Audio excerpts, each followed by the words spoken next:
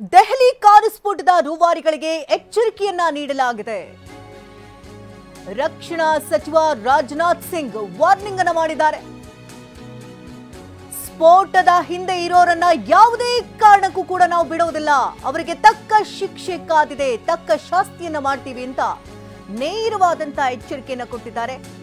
ಅವರನ್ನ ಕಟ್ಟಕಟ್ಟಿಗೆ ತಂದು ನಿಲ್ಲಿಸ್ತೀವಿ ಅಂತ ರಾಜನಾಥ್ ದೇಶದ ಜನರಿಗೆ ಭರವಸೆಯನ್ನ ನೀಡುತ್ತಿದ್ದಾರೆ. ರಾಜನಾಥ್ ಸಿಂಗ್ ದೆಹಲಿಯಲ್ಲಿ ಖಡಕ್ ಎಚ್ಚರಿಕೆಯನ್ನ ನೀಡಲಾಗಿದೆ.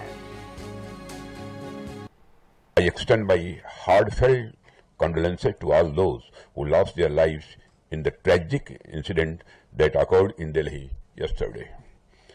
I pray to God to grant strength and solace to the bereaved families in this hour of deep grief. From this platform, I wish to assure my citizens that the country's leading investigative agencies are conducting a swift and thorough inquiry into the incident.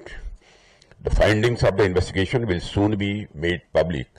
I want to formally assure the nation that those responsible for this tragedy will be brought to the justice. I extend my heartfelt condolences to all those who lost their lives in the tragic incident that occurred in Delhi yesterday.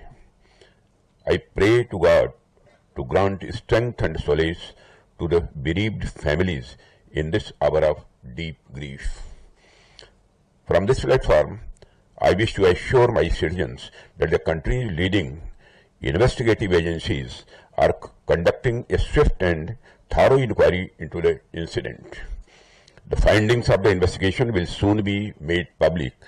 I want to formally assure the nation that those responsible for this tragedy will be brought to the justice and will not be spared under any circumstances. I extend my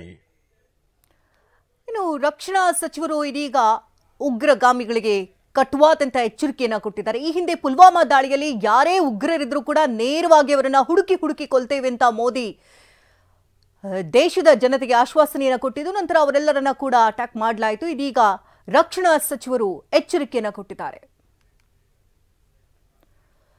ಇನ್ನು ಭಾರತದಲ್ಲಿ active ಆಗಿದ್ದಾರ ಮಹಿಳಾ ಉಗ್ರರು ಅನ್ನುವಂತ ಸಂಶಯಗಳು ಕಾಡ್ತಾ ಇದೆ. ಇದಕ್ಕೆ ಹಲವು ಪುಕಾರುಗಳು ಕೂಡ ಉಟ್ಕೊಂಡಿರುವಂತದ್ದು. ಬಂಧಿತ ಉಗ್ರ ಡಾಕ್ಟರ್ ಶಾಹೀನ್ ಬಗ್ಗೆ ಮತ್ತಷ್ಟು ಮಾಹಿತಿಗಳು ಹೊರಬರ್ತಾ ಇದೆ. ಫರೀದಾಬಾದ್ನಲ್ಲಿ ಬಂಧಿತಳಾಗಿದ್ದಾಳೆ ಡಾಕ್ಟರ್ ಶಾಹೀನ್. ಜೈಷ್ ಎ ಮೊಹಮ್ಮದ್ ಮಹಿಳಾ ವಿಭಾಗದ ಮುಖ್ಯಸ್ಥೆ ಈಕೆ. ಭಾರತದಲ್ಲಿ ಜೈಷ್ ಎ ಸಂಘಟನೆಯನ್ನ ಮುನ್ನಡೆಸ್ತಾ ಇದ್ದಂತ ಶಾಹೀನ್ ಉಗ್ರ ಸಂಘಟನೆಗೆ ಮಹಿಳೆಯರನ್ನ ಸೇರಿಸಿಕೊಳ್ತಿದ್ಲಂತೆ. ಹಾಗಾದ್ರೆ ಎಷ್ಟು ದಿನದಿಂದ ಈಕೆ ಜೈಷ್ ಎ ಮೊಹಮ್ಮದ್ ಸಂಘಟನೆಯಲ್ಲಿದ್ಲು?